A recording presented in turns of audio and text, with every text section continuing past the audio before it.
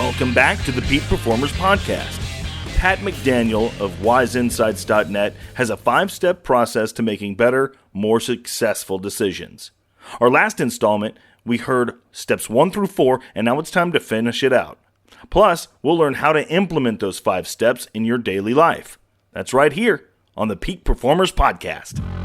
Welcome to this edition of Peak Performers Podcast with your host, Thor Conklin. Thor will be sharing the necessary tools, strategies, and psychology you'll need to become a peak performer in any area of your life or business.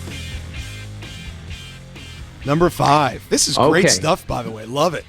Yep. So the 5th one really is we've kind of touched on it already, but the 5th step is just to be prepared to be wrong. Because you're going to do everything right and you still are going to be wrong. So you prepare for the worst. And part of it we talked about with the pre-mortem, recognizing that there's all sorts of things that are going to happen. You need to think of them ahead of time. The statistics about people being wrong are pretty established. So one of the things that we suggest in the book is what they call tripwires. And again, I got that idea from the Heath brothers because it's important when you're thinking outside of the emotions of the moment, how you would do things differently, and sort of set up certain triggers that would allow you to get out at certain points. So here's an example. If you do it in 2 different ways. One's called time-based, okay? And it's sort of like if something does not happen within this time period, then I'm going to do this, okay? And then the other one is what's called situation-based, which is, if the stock falls below this amount of money, then I'm definitely going to sell regardless of, whether I think I can hold on to it or whatever. And these are things that you just set up when you're sort of in your right mind. And then when you'll be so amazed how many times when you get to that moment and it's like, well, but I don't know. And that's where you just have to use the tripwire. So, for me, I had a business venture that looked awesome. It was awesome. I mean, it was sort of a no-brainer. And of course, if it's a no-brainer, that's not a good sign. And so I basically set up a couple of tripwires. And one of them was that within 6 months, I had to have generated a certain amount of income or I would just bail and move on because I had limited time. Now, if I met that one, then the second thing was I had to hit certain conditions beyond that, or I would pull the trigger and move on again. And those turned out to be really, really valuable tripwires for me because I could have easily milked that thing along for several years just because I know it's about to, break loose. I just know it's about to whatever. And the reality was, it never did. I moved on, but other people stuck it out and they suffered. So tripwires are a great way to help prepare yourself for the inevitable times that you're going to be wrong. Who's holding you accountable? Many will answer, myself. Well, that only goes so far. You'll do more for others than you'll do for yourself. If you're not getting the results that you want, need, and desire, it comes down to your accountability. If you're ready to stop dabbling and really play full out, head on over to thorconklin.com and under services, check out our real accountability system. This is not for the timid or weak of heart. This is only for those individuals that are truly committed to taking their game to the next level. I want the audience to take a moment and I want you to think about the 3 biggest financial mistakes that you made in your life. Just take a moment and think about those. And had you not made those mistakes, how much more money would you have today? This show's all about execution, peak performance, and we always talk about the secrets to success and how to build things. But so often it's the mistakes, it's the decisions that don't work the way we want to that really undermine and can completely demolish years and years of great effort. Just one bad mistake can bring the whole house down. So your timing on this is absolutely perfect, Pat. This is so important. What I want to move into now is Now you've laid out the framework of what the 5 things are. Now let's figure out a strategy of how we can implement these. And, for example, be more open. What are some strategies that we can use? It's great to know that we need to be more open, but how do we do it? For me, I think a lot of it has to do with just a conscious choice. In other words, from my perspective, it's very easy not to be aware you're not open. You think you're open, but you're not intentionally trying to be open. And so part of that would just be going on to the very next step, which is, expanding your options. Because what you're going to see when you start to expand your options is that you're instinctively ruling things out because you don't like it. And for me, a lot of the things really it goes back to, do you have a favorite option? If you have a favorite option, one of the suggestions on dealing with it is take it off the table. What if you don't have that option anymore? You really wanted to go to this particular school, or you really wanted to hire this particular person. All right, that person's not available anymore. Now what are you going to do? And it's going to force you to think through other ways to do things. And once you start to force yourself to think through other ways to do things, you're going to start to see that there are a lot of other really good options out there that you just never thought of. You can also play the debate team game, right? Take the opposite view. What's wrong with this deal? The one that you really like. Let's start poking some holes in it. Absolutely. The contrarian position is very, very helpful because at the very least, what it's doing is it's going to help you see some weaknesses. And that's one of those things where you might bring in certain, again, tripwires or the pre-mortem to try to figure out how this could potentially go wrong. So by all means, poke away. One thing I find very effective, a strategy for myself, is take some time. Decide what you might want to do. Be open, expand your options, hopefully expose that bias, but sit on it. Just sit back and say, okay, I'm not going to make a decision on this until next Friday. And I find many times in my life anyway, is I'll get to next Friday and go, what was I thinking?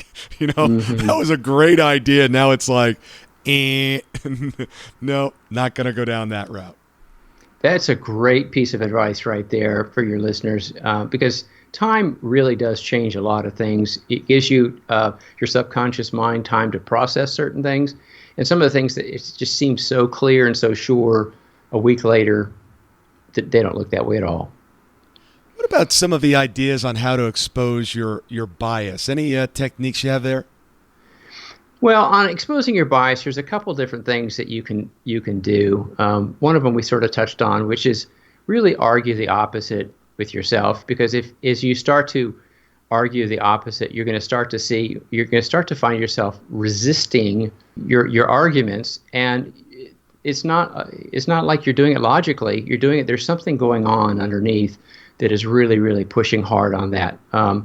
So for me, that's been really, really important, is just having contrarians, asking those tough questions, that kind of stuff.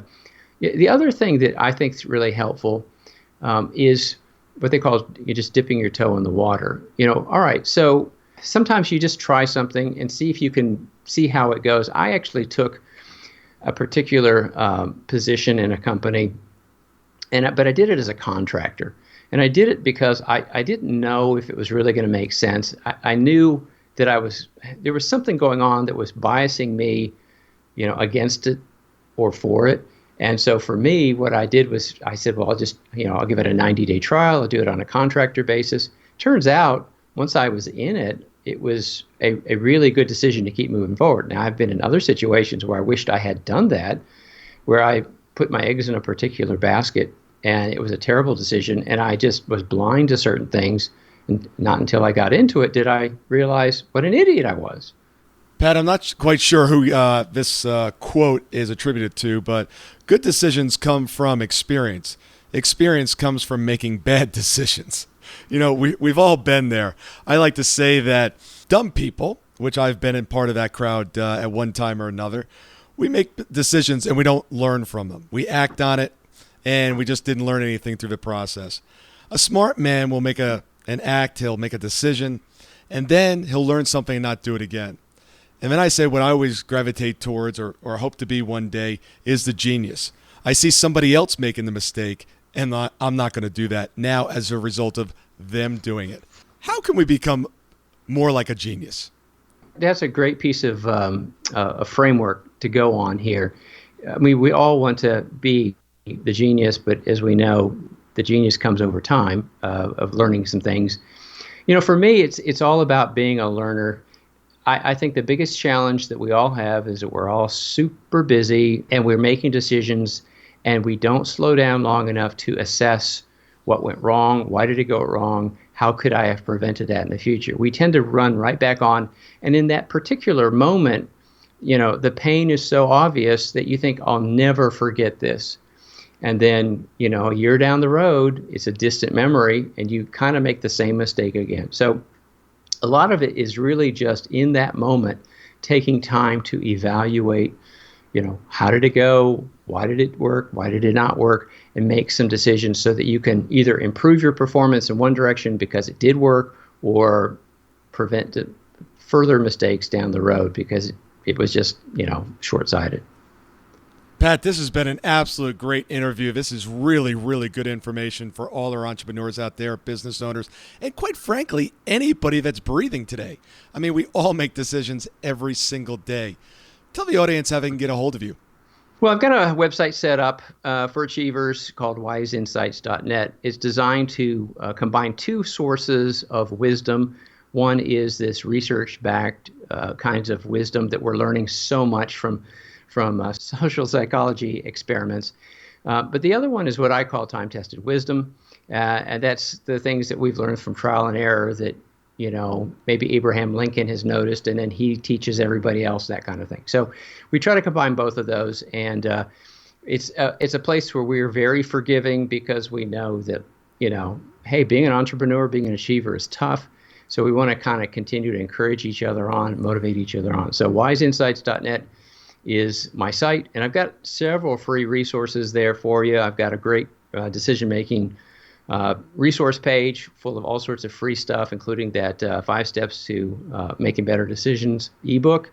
And then I've also got a really awesome infographic that goes over a lot of the cognitive biases that are distorting our decisions. Great stuff. I wish I learned this about 20 years ago, maybe 30 years ago. Amen. Me too, sir. I like it. I mean, the way you put it down, very succinct. This is great stuff. Everybody needs to learn this. Yeah, absolutely. I'm trying to teach my kids, but, unfortunately, they're at the age where they think they know everything. So they may have to learn from, as you said, bad experiences. Well, I find that with my kids are 19 and 22, and my daughter just about 2 weeks ago, when she was growing up, she was a teenager, I made her do her P&L and her balance sheet every month to report in after she got her allowance on what she was spending her money on. And she complained about that and complained about that. I said, there might be some decisions that you're making that are affecting your net worth. And she goes, I'm 16, Dad. Why do I care? And it's funny. Just the other day, she came to me. She goes, that was a real pain in the you-know-what. But I really appreciate you putting me through that process because now I make better decisions. There you go. Absolutely. So keep talking to them. Keep talking to them. They may not like it now, but one day they may. Or you'll just end up on Ricky Lake's show. You're such an encourager. I know. That's right. I just come here just to I get you motivated. Pat, thank you very much. Great job and great work that you're doing here. Thank you. Thanks for the time, Thor. I really enjoyed it. Thank you so much for listening today. I really do appreciate your time, and I hope you found today's show valuable. If you would like to receive these shows automatically to your phone or to your computer, simply go to iTunes and subscribe.